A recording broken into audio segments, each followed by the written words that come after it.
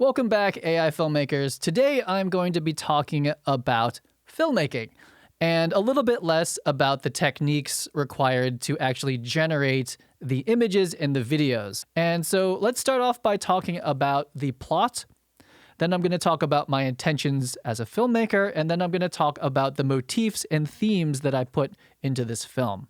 So the plot, first of all, this is the what happened, when, what order, that sort of thing. And overall, this is a story about a husband who chooses to leave his family for work, and his daughter grows up without him. This is a story that is kind of personal to me. And the plot, it's very simple. We start in the kitchen and the living room.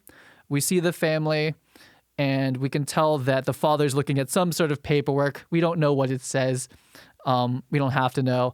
It's something bad, right? He has to leave. The car is getting repossessed, something like that, something along that. And, the wife this is a little melodramatic with the wife crying, but I wanted to try it.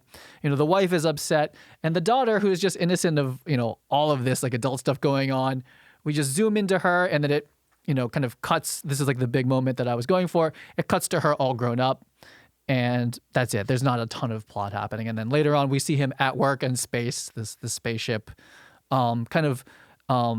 thinking back to that moment where he had to decide, is he going to leave or not, and he has her toy frog with him. So that's the plot mixed in with a couple other things. Pretty basic, something I wanted to be able to get done in a minute. I am sort of a fan of microdramas. I've always been a fan of really short form storytelling because it's hard to get a minute right, I think. It's hard to make a minute feel real, especially if there's dialogue. And so trying to make anything longer than that is a bigger deal, and it's good to practice with short little micro films. I made like a micro space K-drama. It was pretty fun. So next, let's move on to intent. What was my intent with this? So I'll just read what's here. We say, the viewer is shocked by the child's rapid growth, that cut that happens. I wanted the viewer to empathize with the father. And ultimately, if people came away with, wanting to appreciate their family or their dog or their robot, whatever their family is, to appreciate it. Everyone has to pay their bills. Everyone has problems, but, you should appreciate the time with your family, especially children when they're young. That was my intent. This is not like a groundbreaking concept, but it's one that's true for me. I empathize with this, and that's why I wanted to make this little film. So next, let's move on to the motifs. A motif is sort of you can Google it, you can ChatGPT it. It's like a recurring theme. That's how I think about it. It's a recurring theme in a movie. It can be a song. It can be a location. It can be an object like I used in this case. And I want to talk about the things that I added to this film. It's probably obvious. I tried to make it obvious because I wanted to talk about visual motifs in this, but here we go. So the first one is the child's frog, her lovey. That's what my family calls it. It's like when a little kid has a little doll or toy that they love so much. That is a sort of an emotional thing. It's part of kids growing up. I have one. I still have my original one. I still have my wife's original one. It's in the house in my kids' room right now. And it's like an emotional object. And I wanted something like that to be the object that recurred multiple times in the film. And I decided to make it a frog. So in the beginning of the film, I made this image of the family, and we see the frog just front and center being held there. It's a family member. It's in the family photo. It's a big deal. Then we see her playing with it, right? You probably don't notice it at first. And then it goes into the family drama part, the decision of what are we going to do here? And then when we cut to her grown up, she's wearing a frog necklace, which, I don't know if that was subtle or not. I'll show you the behind the scenes of making it. It's pretty funny. But, and then we see this, again, it gets more over the top as time goes on.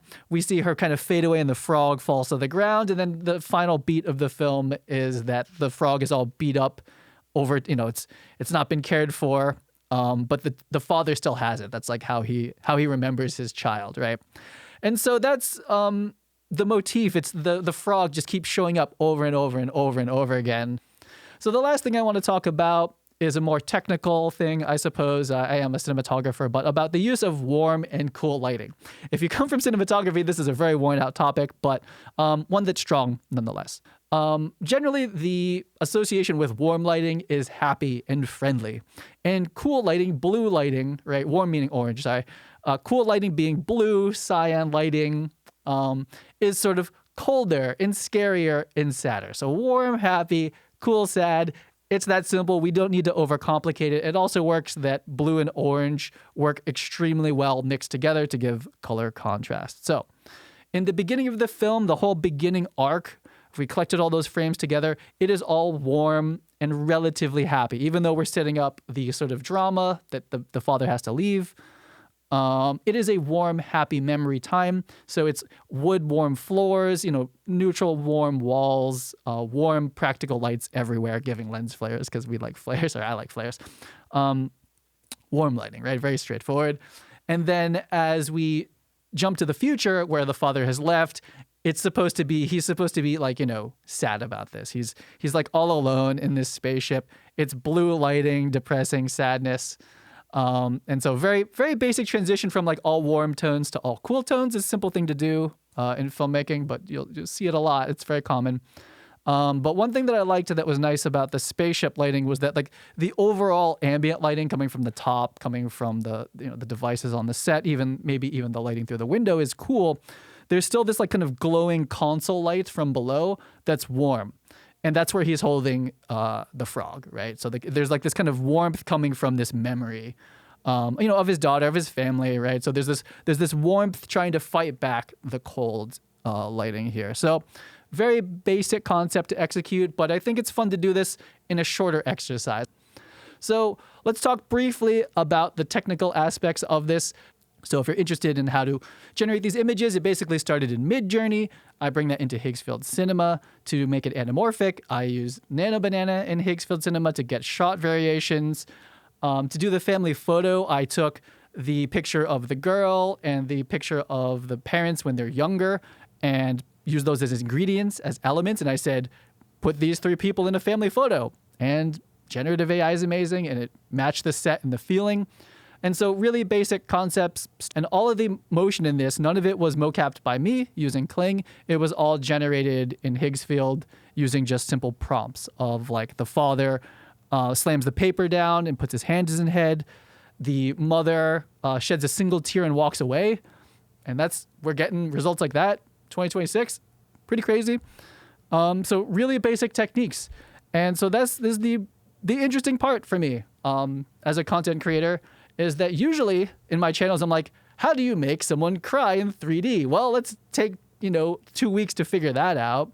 In this case, it just does it. And so we are left as filmmakers now with these tools with the responsibility of making something that matters, making something with a message, actually thinking about the whole project as a solo filmmaker. And this is a new point in time where, a filmmaker who has a story that they want to get out can represent it.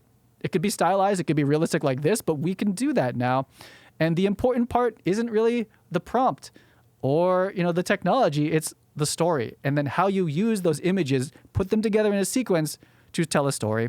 And so today, I hope that we've done a little bit more of the storytelling, a little bit less of the tech. The tech, I love it. Trust me, I've got like 8 YouTube channels dedicated to tech. No one likes it more than I do. But here, wanted to talk about motifs, and I'm interested to see what other people are making. And if you take something away from this and you add some very strong, obvious motif like the frog to your film, I'd love to see it and learn from it. Other people's takes are going to be better than mine. And that wraps it up for this video. I'll see you on the next one.